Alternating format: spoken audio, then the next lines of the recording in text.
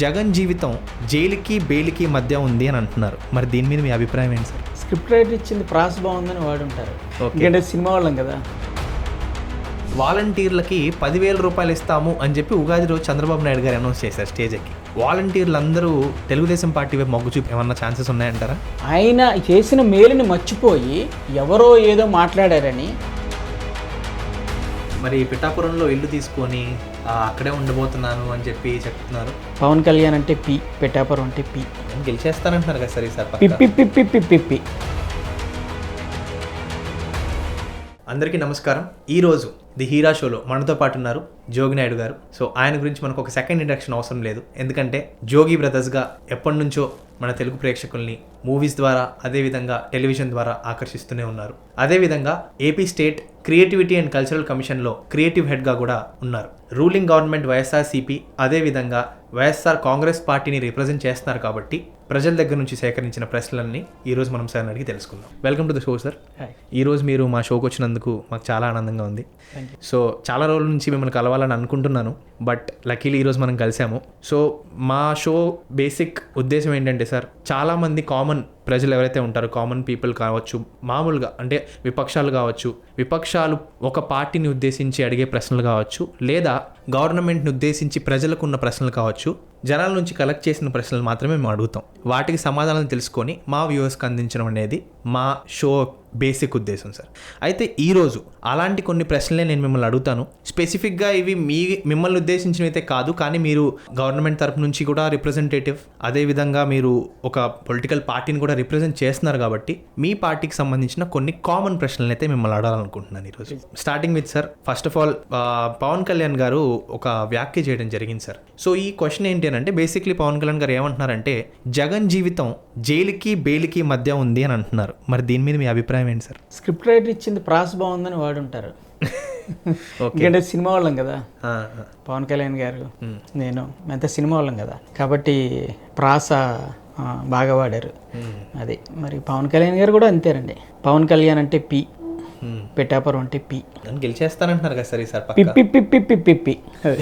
ఏమన్నారు? గెలిచేస్తామని. ఈసారి గెలుస్తారంటున్నారు కదా సార్. ఈసారి గెలుస్తారు కదా.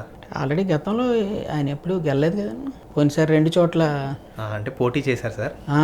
అంటే అందుకని కాన్సన్ట్రేషన్ మొత్తం కూడా పెట్టాము. ఇప్పుడు మామూలుగా ఆయన జనసేన పార్టీ అధ్యక్షుడు, అంటే స్టేట్ని రిప్రజెంట్ చేస్తున్న అధ్యక్షుడు. బట్ ఆయన కాన్సన్ట్రేషన్ అంతా పిఠాపురం మీదే ఉంది. అంటే కనీసం మిగతా సంగతి ఎటుంచి ఒక్క పిఠాపురంలోన కనీసం గెలిస్తే పరువు కాపాడొచ్చు, పరువు నిలబడుతుందని చెప్పి మేబీ ఈసారి గెలిచేస్తాను. అసలు ఎవరైనా ఈసారి గెలిచడం ఏంటండి? గెలుస్తాం అనాలి కానీ ఈసారి గెలిచేస్తాం, పోయినసారి ఏదో పోయింది అది కాదు కదా. అయితే పోయినసారి 2 స్థానాల నుంచి పోటీ చేసినట్టున్నారు. అవును, గాజువాక, భీమవరం. అయితే అంటే ఈసారి మరి ఎవరు గెలుస్తారంటారు? పిఠాపురం నుంచి పోటీ చేస్తున్నారు, మరి ఆయన మీద గెలవగలిగే క్యాండిడేట్ ఉన్నారా మీకు? వంగ గీత గారు గెలుస్తారు వైఎస్ఆర్సీ పార్టీ నుంచి. ఎలా అంటారు మరి? అంటే సింపుల్ అండి, ఈక్వేషన్లు ఏం లేవు. పవన్ కళ్యాణ్ గారు దేవురు ఆయనది ఎక్కడ గుంటూరు అంటారు, బాపట్ల అంటారు, ఒక్కొక్కసారి ఒక్కొక్క చోట పుట్టానంటారు, నెల్లూరు అంటారు, చిత్తూరు అంటారు. అంటే రకరకాలుగా ఆయన యొక్క సైకాలజీని బట్టి, పరిస్థితులు బట్టి, మూడ్ని బట్టి, మానసిక స్థితిని బట్టి ఆయన రకరకాలుగా ఇక్కడే వీధి బడిలో చదువుకున్నాను అంటారు, దీపం బుడ్డు పెట్టి చదువుకున్నాను అంటారు, అక్కడే డ్యాన్స్లు వేసాను అంటారు. గతంలో వీడియోస్ మా అందరికీ వీడియోస్ చూడాలో తెలిసిందండి. యాక్చువల్గా మొత్తం మా సినిమా ఇండస్ట్రీలో కూడా అందరికీ ఇన్ని చోట్ల చదువుకున్నాడా, ఇన్ని చోట్ల నుంచి ఇన్ని చోట్ల పుట్టాడా, ఇన్ని చదువుకున్నాడా, ఒకసారి నేను ఇంటర్మీడియట్ ఫెయిల్ అయిన అంటారు, ఒకసారి డిగ్రీ చదువుకొని అంటారు. అంటే రకరకాలుగా ఉంటుంది. సో ఇప్పుడు కూడా అదే పరిస్థితి. ఓకే, అయితే పిఠాపురం నుంచి వంగ గీత గారు గెలుస్తారు. ఎందుకంటే వంగ గీత గారు లోకల్, పవన్ కళ్యాణ్ గారు నాన్ లోకల్, అంటే ఎన్ఆర్ఐ ఆయన. అయితే మరి పిఠాపురంలో ఇల్లు తీసుకొని అక్కడే ఉండబోతున్నాను అని చెప్పి చెప్తున్నారు. ఇప్పుడు నేను లోకల్ అనిపించుకోవడం కోసం ఇప్పుడు మనం వెంటనే వచ్చి ఒక ఇల్లు కొనుక్కొని ఇది నా లోకల్ అంటే లోకల్ అయిపోతుందా? అవదు. హైదరాబాద్ కూడా బ్రతుకు తెరుగు కోసం వెళ్ళిన వాళ్ళంతా ఇల్లు కొనుక్కుంటారు. దేనికోసం? ఆ ఉన్నన్నాళ్ళు సొంత ఇంట్లో ఉందామని. అలాగే ఈయన నెల రోజులు ఆ సొంత ఇంట్లో ఉందామని ఇల్లు కొనుక్కున్నారు. తర్వాత ప్యాకప్ హైదరాబాద్ వెళ్తారు, షూటింగ్లు చేసుకుంటారు. ఈ ఇల్లు ఎవరో అద్దెకిస్తారు. ఈయన ఈవెన్ హైపరాది గారు కూడా ఒక కామెంట్ చేశారు నిన్న, కొన్ని రోజుల్లో మేము ఎలక్షన్ గెలిచిన వెంటనే ఎలాగైతే ఒక పర్యాటక ప్రాంతాన్ని చూడడానికి జనాలు వస్తారో అదే విధంగా పిఠాపురం చూడడానికి జనాలు వస్తారని చూశాను. అంటే అది అంటే వరల్డ్ మ్యాప్లోనే పిఠాపురం అనేది ఒక హిస్టారికల్ ప్లేస్ అవుతుందని అదే అంటే అదే అవుతుంది. ఎందుకంటే ఆయన అక్కడ ఓడిపోతాడు, ఆ ఇల్లు ఖాళీగా ఉంటుంది, ఆ ఇల్లుని బాగా తయారు చేస్తారు, మరి హిస్టారికల్ ప్లేసే కదా. అంటే అది అంటే ఇప్పుడు టూరిజం లాగా వచ్చి అరే ఇదే ఇక్కడే మా మధ్య పవన్ కళ్యాణ్ అని ఒక స్టార్ పోటీ చేశారంట, ఈ ఇల్లు ఆయన జ్ఞాపకార్థం కొన్నారంట, అందుకని ఇక్కడ ఆ ఇల్లు అన్నీ ఆ లోపల పవన్ కళ్యాణ్ గారి ఫిల్మ్ హిస్టరీ అంతా పెట్టొచ్చు, ఫోటోగ్రాఫ్స్. అంటే ఆయన సినిమాలు చేసినప్పటి నుంచి ప్రతి సినిమా షూటింగ్ పిక్స్, వర్కింగ్ స్టిల్స్ మొత్తం ఆయన అవన్నీ పెట్టొచ్చు. అది దానివల్ల మీకు చాలా బాగుంటుంది, టూరిస్టులు చాలా ఎంజాయ్ చేస్తారు. అయితే మొత్తానికి హైపరాది గారు చెప్పింది నిజమవుద్ది, కరెక్ట్ చెప్పాడు. అది ఆయన చాలా పర్ఫెక్ట్. అంటే మనం తప్పుగా అర్థం చేసుకున్నాం. ఓకే సార్, అయితే ఇప్పుడు ప్రశ్న వచ్చేసి, ఇప్పుడు విపక్షాలు తెలుగుదేశం పార్టీ కావచ్చు, ఎన్డీఏ కూటమి మనకి ఇప్పుడు కామన్గా మనం రీసెంట్గా ఈ బీజేపీతో కలిసినప్పటి నుంచి అంటున్నారు కాబట్టి, వాలంటీర్లకి 10,000 రూపాయలు ఇస్తాము అని చెప్పి ఉగాది రోజు చంద్రబాబు నాయుడు గారు అనౌన్స్ చేశారు స్టేజ్ ఎక్కి. అయితే మరి ఇలా చేయడం వల్ల వాలంటీర్లు అందరూ తెలుగుదేశం పార్టీ వైపు మొగ్గు చూపే ఏమన్నా ఛాన్సెస్ ఉన్నాయంటారా? లేనా అర్థం ఉందండి చంద్రబాబు నాయుడు గారు వాలంటీర్లకి 10,000 అంత పెద్ద ఆయన అంటే అసలు అంటే పెద్ద ఆయన కదా, కొంచెం ఆయనకి మెయిన్ అసలు ఆయనకి మానసిక పరిస్థితి బాగాలేదు. అసలు వాలంటీర్ వ్యవస్థ పెట్టింది వైఎస్ జగన్మోహన్ రెడ్డి గారు. వైఎస్ఆర్ కాంగ్రెస్ పార్టీ గెలిచాక వైఎస్ జగన్మోహన్ రెడ్డి గారు పెట్టిన వాలంటీర్ వ్యవస్థ. ఆ వాలంటీర్ వ్యవస్థ అనేది అత్యద్భుతంగా వాళ్ళకి ఒక గౌరవ పారితోషికం ఇస్తూ అసలు బ్రహ్మాండంగా వాళ్ళు ప్రతి విలేజ్లోనూ ఒక సచివాలయం అనే దీన్ని స్థాపించిన తర్వాత అక్కడ ఒక పెన్షన్ దగ్గర నుంచి, అమ్మఒడి దగ్గర నుంచి, రైతు భరోసా దగ్గర నుంచి, ఒకటి కాదు రెండు కాదు, ఒక రాజధానిలో మనకి ఎలాంటి ఫెసిలిటీస్ ఉంటాయో అలాగే ప్రతి సచివాలయంలో కూడా అలాంటి ఫెసిలిటీస్తో ఒక వాలంటీర్ సచివాలయం పెట్టి దాని నుంచి వాలంటీర్ వ్యవస్థ రన్ అవుతుంది. సో వాలంటీర్లకి 10,000 ఇవ్వడం అంటే ఆయన ఏం చేస్తారంటే ఈ వాలంటీర్ వ్యవస్థ మొత్తం తీసేసి, అంటే వస్తే గిస్తే అంటే ఉదాహరణకు అనుకుందాం, తప్పలేదు. ఎందుకంటే ఇప్పుడు వాళ్ళకు నమ్మకం కావాలి కదా, ఈయన ఎందుకు అన్నాడు 10,000 అంటే వాళ్ళందరూ ఏమనుకుంటారు, అంతకుముందు జన్మభూమి కమిటీలో వాళ్ళందరూ ఏమనుకుంటారంటే ఇప్పుడు మనకి ఈ కమిటీలు తీసేసి మనల్ని అక్కడ వేస్తాడు, మనకు 10,000 ఇస్తాడు అని. వాళ్ళ కోసం చెప్పాడు ఆయన, ఇప్పుడున్న వాలంటీర్ వ్యవస్థ కోసం కాదు. ఇప్పుడున్న వాలంటీర్ వ్యవస్థ కోసం చెప్పలేదన్న విషయం వాళ్ళకే తెలుసు. ఎందుకంటే గతంలో ఇదే చంద్రబాబు నాయుడు గారు వాలంటీర్ని ఎంత అన్యాయంగా మాట్లాడారంటే, ఇళ్ళకెళ్ళి తలుపులు కొడతారు, వాళ్ళ కిటికీల్లోంచి చూస్తారు, అదే నోరా ఇప్పుడు మళ్ళీ మాట్లాడేది 10,000 ఇస్తారా? పవన్ కళ్యాణ్ గారు ఏమన్నారు, ఎంత దారుణంగా మాట్లాడాడు ఆయన. నిఘా వ్యవస్థ, కేంద్రంలో నిఘా వ్యవస్థల నుంచి ఈయనకి తెలిసిందంట, చెప్పడం జరిగింది. ఈయనకి తెలిస్తే వాళ్ళని ఎలా మాట్లాడారు అంటే, ఎలక్షన్లు వచ్చాయి కాబట్టి ఓట్ల కోసం మనల్ని గెలవడం కోసం ఏం మాట్లాడినా గుడ్డిగా జనాలు నమ్మేసి గుద్దేస్తారు. ఎవరు పిచ్చోళ్ళండి, ఎవరి వల్ల లబ్ధి పొందారు, ఎవరి వల్ల ఈరోజు గ్రామాలు కానీ లేకపోతే మన ఆంధ్ర రాష్ట్రంలో ఉన్న ప్రజలు కానీ సంక్షేమం ద్వారా, అభివృద్ధి ద్వారా ఎవరి వల్ల హ్యాపీగా ఉన్నారు? వైఎస్ జగన్మోహన్ రెడ్డి గారి వల్ల హ్యాపీగా ఉన్నారు. ఆయన చేసిన మేలుని మర్చిపోయి ఎవరో ఏదో మాట్లాడారని ఈయన 5,000 ఉన్నదాన్ని 10,000 ఇస్తాను, ఈయన 25,000 ఉన్నదాన్ని 50,000 ఇస్తాను, 1,00,000 ఉన్నదాన్ని 2,00,000 ఇస్తాను అన్నీ. అంటే మీకంటూ ఒక సొంత ఎజెండా, సొంత నిర్ణయాలు ప్రజలు ఎలా వాళ్ళు ఎలా బిలీవ్ చేస్తారు? సో కాబట్టి ఇదంతా ఏంటంటే టోటల్గా గందరగోళమైన మానసిక స్థితిలో ఉన్నారు చంద్రబాబు నాయుడు గారు. అంత పెద్ద ఆయన అంత అనుభవం ఆయన. ఎందుకంటారు అలాంటి పరిస్థితుల్లో? మరి అంటే ఓడిపోతానని భయమా, లేకపోతే ఎందుకంటారు? ఫ్రస్ట్రేషన్ అండి. అంటే మీరు ఏం చెప్పాలి, 2014 నుంచి 19 వరకు ఆయన పరిపాలించాడు, ఇదే కూటమి కదా అప్పుడు కూడా. సో మళ్ళా ఇప్పుడు కూడా వాళ్ళే. అంటే 14లో మీరు ఏం చేశారు, మీ ఇంప్లిమెంటేషన్స్ ఏంటి, మీరు కొత్తగా ఏం చేయబోతున్నారు? అంతేగాని జగన్ గారు పెట్టిన దాన్ని ఏమన్నా ఉండాలి కదండి. ఏమన్నా అసలు కొంచెమైనా మనకి అరే ఇంటికి వెళ్ళి రాత్రి పడుకున్నాక మనం ఒకసారి ఇదేంటి, మనం ఆయన పెట్టిన దాన్ని మనం ఇంప్లిమెంట్ చేయడం ఏంటి? మనమే అన్నాం కదా అంతకుముందు ఎలక్షన్ రాకముందు ఇవన్నీ తప్పులని చెప్పి, వాటిని ఏమనంటే భయం, అభద్రత.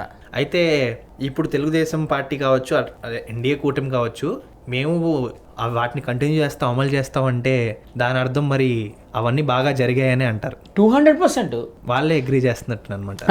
ఎగ్జాక్ట్లీ. మొన్న సార్ కూడా సేమ్ గారు కూడా సభలో చెప్పారు. అవును, అంటే వాళ్ళు ఒప్పుకొని మళ్ళీ వాళ్ళే తిట్టడం. అంటే అదే అనేది, అంటే నిజం జరిగిందని అబద్ధం అంటాం, మళ్ళీ అబద్ధాన్ని మేము ఇంకా ఎక్కువ నిజం చేస్తాం అంటాం. అసలు ఎక్కడికక్కడ టాలీ అవుతుందా? ఒక మాటకు ఒక మాట కానీ, ఒక మాటకు ఒక మాట పొంతను కానీ ఎక్కడ ఏది టాలీ అవ్వలేదండి. అందరూ చాలా అంటే మామూలు మనుషుల దగ్గర నుంచి ఎడ్యుకేటెడ్ మేధావులు ప్రతి ఒక్కరు అబ్జర్వ్ చేస్తున్నారండి. నౌ-ఏ-డే సోషల్ మీడియా ఉంది. ఉదయం లేస్తే ప్రతి విషయం మీరేం మాట్లాడుతున్నారు, నేనేం మాట్లాడుతున్నాను, లాస్ట్ ఇయర్ మీరేం మాట్లాడారు, ఇప్పుడేం మాట్లాడుతున్నారు, వర్డ్ టు వర్డ్ ప్రతిదీ. ఎగ్జాక్ట్లీ. పైగా సుమారు అంతకుముందు వేరే విషయం 10 ఏళ్ల నుంచి మొత్తం డేటా ఉంది అందరి దగ్గర. మొత్తం సోషల్ మీడియా మన రాష్ట్ర విభజన జరిగిన తర్వాత ఏదైతే ఉందో మొత్తం డేటా ఉంది. ప్రతిరోజు ఒకసారి వేస్తున్నారు. అంటే కనీసం ఆ మినిమం కామన్ సెన్స్ కూడా లేకుండా, అరే మనం అప్పుడు అలా మాట్లాడామే, ఇప్పుడు ఎలా మాట్లాడితే ప్రజలు నమ్ముతారా? అసలు మీరు అవి కాదు మాట్లాడాల్సింది. ఎస్, మేము ఎలా చేయబోతున్నాం సరే జగన్మోహన్ రెడ్డి గారు ఇలా చేశాడు, అంతకంటే బెటర్గా నువ్వేం చేయబోతున్నావో చెప్పాలి. కానీ ఆయన చేసిన మంచిని కాపీ కొట్టేసి దానికి డబల్ ఇస్తాము, లేకపోతే అది అలాగే ఉంచుతాము. ఇంకా దారుణమైన విషయం ఏంటంటే, మొన్న చంద్రబాబు నాయుడు గారు మందు గురించి తక్కువ రేట్లో బెటర్ క్వాలిటీ మందు ఇస్తారంట. ఆ వయసులో ఎవరైనా అలా మాట్లాడితే, ఆ వయసులో ఏ వయసులో మాట్లాడకూడదు. అవునులేండి. ఈవెన్ చంద్రబాబు నాయుడు గారి దగ్గర నుంచి నేను ఒక వ్యాఖ్య వినడం జరిగింది. అదే జనాభా పెంచండి అని చెప్పడం జరిగింది. ఎక్కువ మందిని కనమంటున్నారా? 3 కనమని చెప్పడం జరుగుతుంది. ఇంతకుముందు నేనే తగ్గించమన్నాను, ఇప్పుడు నేనే పెంచమంటున్నాను. మీ ఇంట్లో 3 పిల్లలు ఉంటే మీకు పిల్లోడికి చొప్పున 15,000 వస్తే కరెక్ట్. అలాగే 5గురికి 5,000 మందికి 75,000 ఇస్తా ఉన్నారు. ఏమన్నారంటే 3 పిల్లలు ఉంటే మీకు అదే ఒకరికి 15,000 వస్తాయి, ఇద్దరికి 30,000, ముగ్గురికి 45,000, నలుగురికి 65,000, 5,000 మందికి 75,000. 5గురికి కాదు, 5,000 మందికి 75,000 అన్నాడు ఆయన. ఓకే, అంటే బాబు ఏదో మర్చిపోయి అని ఉంటారు. అంటే ఇలాంటి స్టేట్మెంట్స్ని అయితే విన్నప్పుడు నిజంగా కొంచెం హాస్యాస్పదమైన విషయమే అది. హాస్యాస్పదంగానే ఆయన హాస్యం చేస్తున్నారండి. హాస్యం చాలా కామెడీ చేస్తున్నారు ఆయన. చూసారా ఆయన హావభావాలు, ఆయన అరుపులు. సో సార్, ఇది పక్కన పెడితే ఇప్పుడు సర్వేలన్నీ జగన్ వైపే ఉన్నాయి అని చెప్పి వైఎస్ఆర్సీపీ అంటుంది. అదేవిధంగా బయట న్యూస్లో చూసినా కూడా చాలా వరకు సర్వేలు వస్తున్నాయి. కానీ ఇన్ని సర్వేలు వచ్చినా ఏం జరిగినా కూడా ఆపోజిషన్, మీ విపక్షాలు ఏవైతే ఉన్నాయో అంత స్ట్రాంగ్గా మేమే వస్తున్నాము, ఈసారి గవర్నమెంట్ మేమే ఫామ్ చేస్తామని చెప్తున్నారు. మరి దీని మీద మీరేమంటారు? ఇప్పుడు జనరల్గా సర్వేలు ఎక్కడి నుంచి వస్తాయండి? మనకి ప్రజల్లో నుంచి వస్తాయి. సర్వే టీము ప్రజల్లోకి వెళ్ళి వాళ్ళు శాంపిల్స్ కలెక్ట్ చేసి ర్యాండమ్గా రకరకాలుగా వివిధ రకాల ప్రజల దగ్గర నుంచి, వివిధ రకాల కులాల నుంచి, రకరకాల మనుషుల దగ్గర నుంచి వాళ్ళు కింద నుంచి పై వరకు ఎవరి స్ట్రాటజీ ప్రకారం వాళ్ళు సర్వేలు చేస్తారు. అందులో అంటే మనం బిలీవ్ చేయాల్సింది ఉంటాయి. అంటే గతంలో ప్రూవ్ అయినవి బెస్ట్ సర్వీసు, వాళ్ళది ఎప్పుడు ఫెయిల్ కాంది సర్వీస్ ఉంటాయి. ఇప్పుడు ఒక 10 సర్వేలు జరిగితే 9 సర్వేలు వైఎస్ఆర్ కాంగ్రెస్ పార్టీ వస్తుంది ఇచ్చాయి. అంటే వాళ్ళు ఏమైనా పిచ్చోళ్ళ, లేకపోతే చెప్పే జనాలు పిచ్చోళ్ళ? కాదు కదండి. అంటే పెయిడ్ సర్వేలు అంటున్నారు అపోజిషన్ వాళ్ళు. దేన్ని వాళ్ళు ఒప్పుకున్నారు చెప్పండి? వాళ్ళు జనాలనే ఒప్పుకోవట్లేదు. జనాలే ఇప్పుడు కొన్ని రోజులకి ఏమంటారంటే, ఇంకా ఒక 4 అడుగులు ముందుకేసి రేపు ఓడిపోయిన తర్వాత ఏమంటారంటే, జనాలకి ఏం తెలియదు, జనాలనే తిడతారు.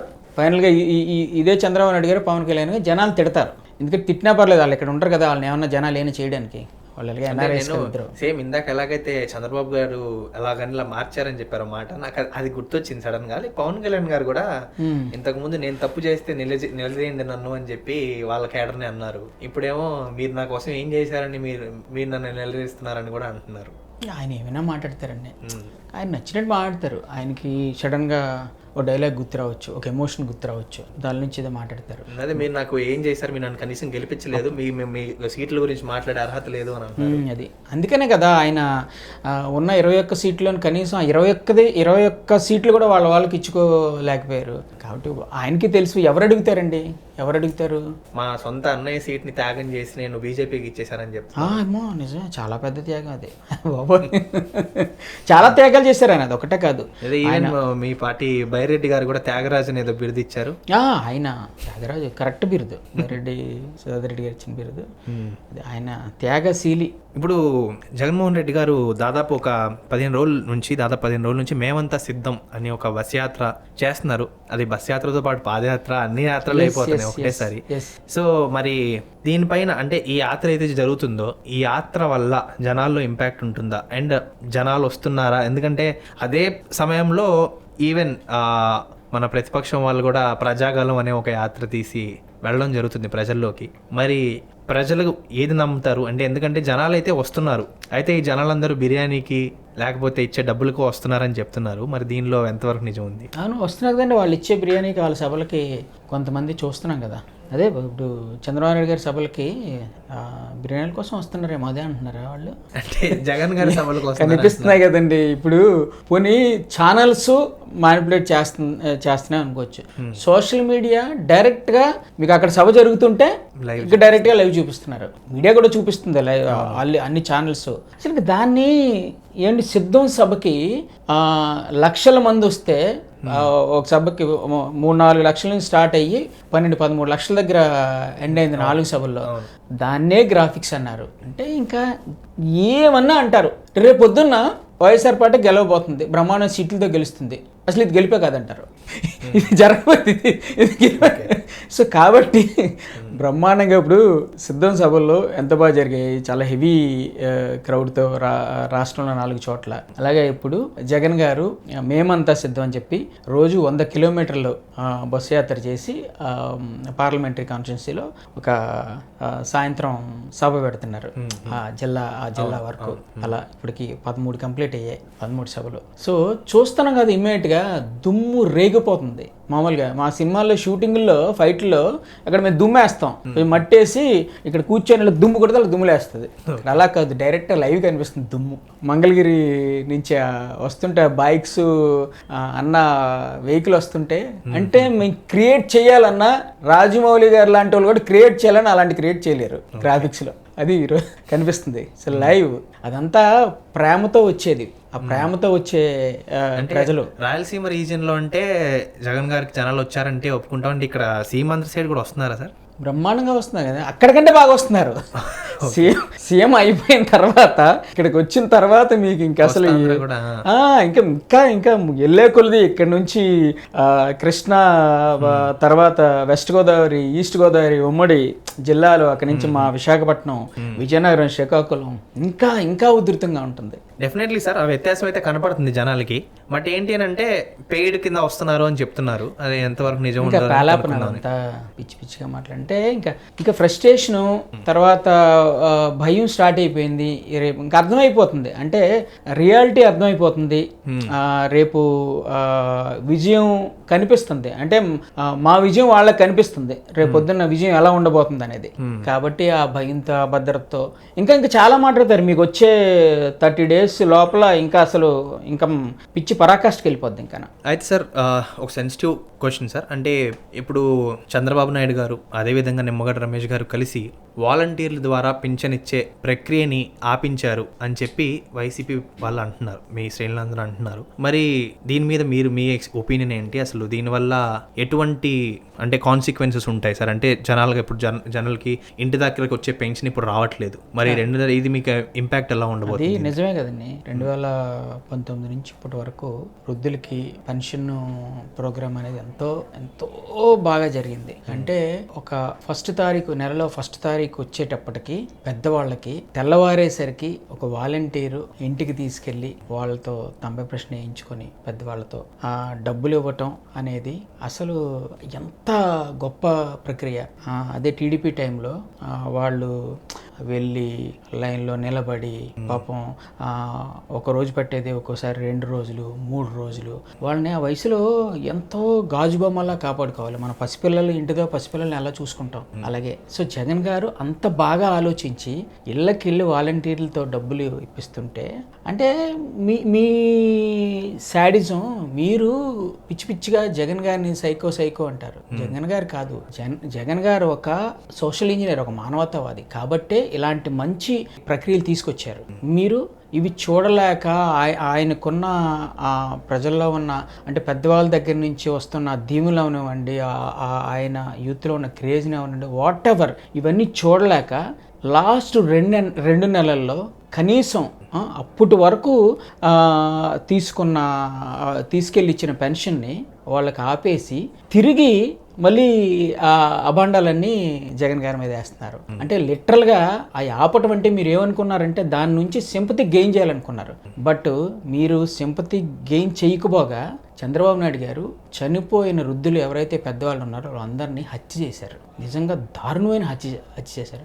ఆయనకి ఇదేం కొత్త కాదండి. ఇలాంటి అంటే శవ రాజకీయాలు అంటారు పెద్దవాళ్ళు, చాలామంది రాజకీయాల్లో శవ రాజకీయాలు చేయడం అంటారు కదా, అది ఈరోజే కాదు. అప్పుడు పుష్కరాల్లో ఎంతోమంది చనిపోయారు మీ పబ్లిసిటీ కోసం ఫోటో షూట్లు, వీడియో షూట్లు చేసి. తర్వాత మధ్య గుంటూరులో చాలా ఇరుకు రోడ్లో సభ పెట్టి అక్కడ చనిపోయారు. కొత్త ఏం కాదు. కాబట్టి లిటరల్గా చంపేశారు, హత్య చేశారు. సో ఒక్కటండి, జగన్ గారు అంటూ ఉంటారు, పైన దేవుడు ఉన్నాడు, కింద ప్రజలు ఉన్నారు. ఆ దేవుడి దీవెనలు మీ ఆశీస్సులు ఉంటే నేను మళ్ళీ గెలుస్తాను. ఆయన మంచి చేశారు. సో ఆ దేవుడి దీవెనలు, ప్రజల బ్లెస్సింగ్స్ ముఖ్యంగా ఎప్పుడు కూడా మన ఇళ్లలోనే సాధారణంగా మనం బయటికి వెళ్తే పెద్దవాళ్ళు బ్లెస్సింగ్స్ తీసుకుంటాం. సో అలాగే ఈ ఎన్నికల్లో కూడా పోయినసారిని మించిన బ్లెస్సింగ్స్, ఈ పెద్దవాళ్ళ బ్లెస్సింగ్స్, దీవెనలు ఆయనకి చాలా పుష్కలంగా ఉంటాయి. Thank you so much Jogi Naidu గారు, మీరు అన్ని ప్రశ్నలకి సమాధానాలు చెప్పారు. అయితే నాదొక పర్సనల్ ప్రశ్న కూడా ఉంది. నేను సత్యమేవ జయతే అని మీ పాడ్కాస్ట్ ఏదైతే ఉందో అది నేను విన్నాను.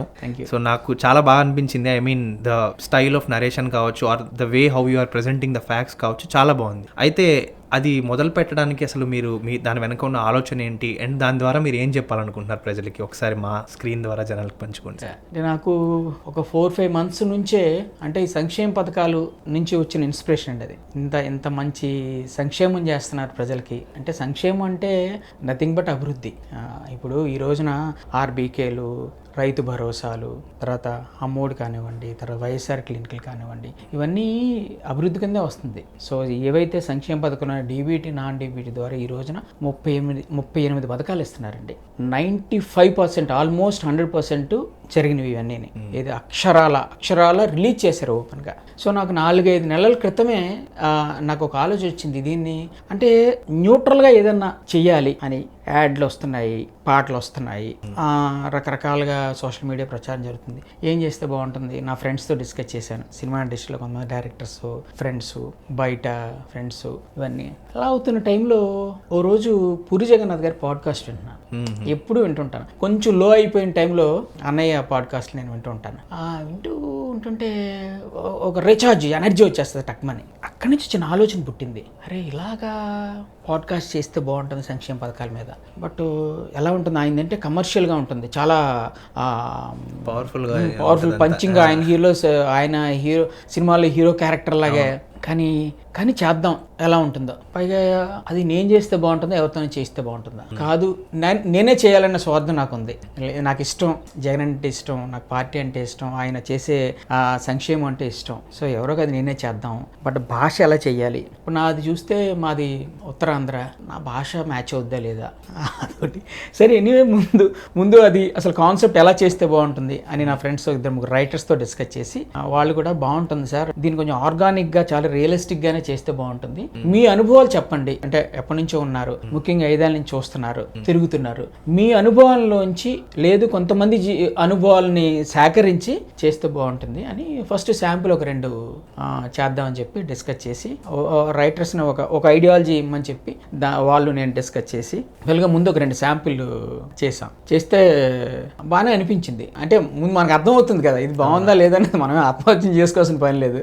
బాగా అనిపించి వినిపించాం కొంతమందికి, అంటే మా మేధావులకి, మా నార్మల్ పీపుల్కి, నా ఫ్రెండ్స్కి, ఇంట్లో ఫ్యామిలీ మెంబర్స్కి, సినిమా ఇండస్ట్రీలో కొంతమంది డైరెక్టర్స్ ఫ్రెండ్స్, అలాగే మా ఆఫీస్లో స్టాఫ్కి, ఇలా అందరికీ వినిపించే మ్యాక్సిమం 90% మంచి పాజిటివ్ రెస్పాన్స్ వచ్చింది. అప్పుడు నేను సజ్జల భార్గవ్ రెడ్డి గారికి నా ఇట్లాగా పాడ్కాస్ట్ చేశాను, ఊరికి ఒపీనియన్ కోసం వినిపిస్తే, అన్న అవసరం చాలా బాగుందన్న, ఇది మనమే జగనన్న కన్స్ ద్వారా చేద్దాం, బాగుంటుంది, మీకు అభ్యంతరం లేకపోతే. అయ్యో, జనాలకు రీచ్ అవ్వాలి. నాకు ఇష్టమైన విషయం ఏంటంటే అది న్యూట్రల్ పీపుల్కి రీచ్ అవ్వాలి. సరే పార్టీ హార్డ్ కోర్ పార్టీ వాళ్ళ లేకపోతే వేరే పార్టీ వాళ్ళ మనకి ఇష్టం లేని వాళ్ళు అందరికంటే కామన్గా వెళ్తే ఎలా ఉంటుంది అని.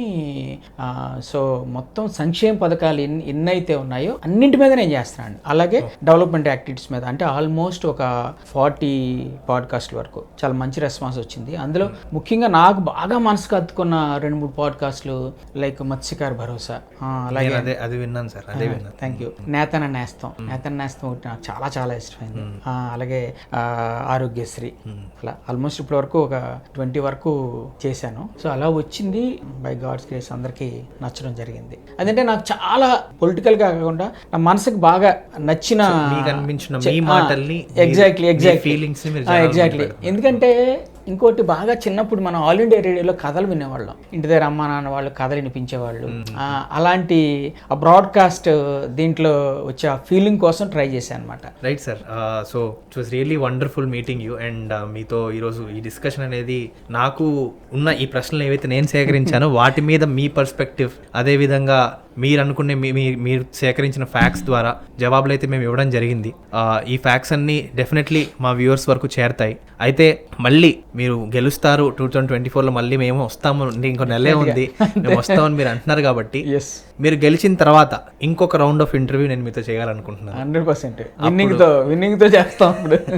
సో మాట్లాడి ఏ విధంగా ఉండబోతుంది మీ జర్నీ ముందు పార్టీతో పాటు అనేది మళ్ళీ మనం మీరు గెలిచిన తర్వాత మళ్ళీ మాట్లాడుకుందాం సార్.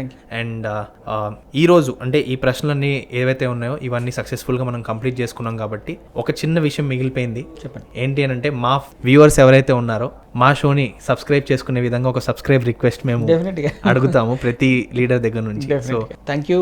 మీ ప్రశ్నలన్నింటికీ హీరా ద్వారా మీరు వేసిన ప్రశ్నలు మీ సందేహాలు అన్నింటికీ నన్ను అడగడం జరిగింది. సో ముందు కూడా మీకు ఎలాంటి ప్రశ్నలు ఉన్నా ఏం అడగాలనుకున్నా తనకి మెయిల్ ద్వారా కాంటాక్ట్ చేయొచ్చు. అలాగే నాతో పాటు ఇంకా నాలాగే ఎంతోమందిని ఆయన ఇంటర్వ్యూలు చేస్తారో వాళ్ళ ద్వారా మీ ప్రశ్నలన్నింటికి సమాధానాలు వస్తాయి. So please subscribe Heera show. Thank you very much.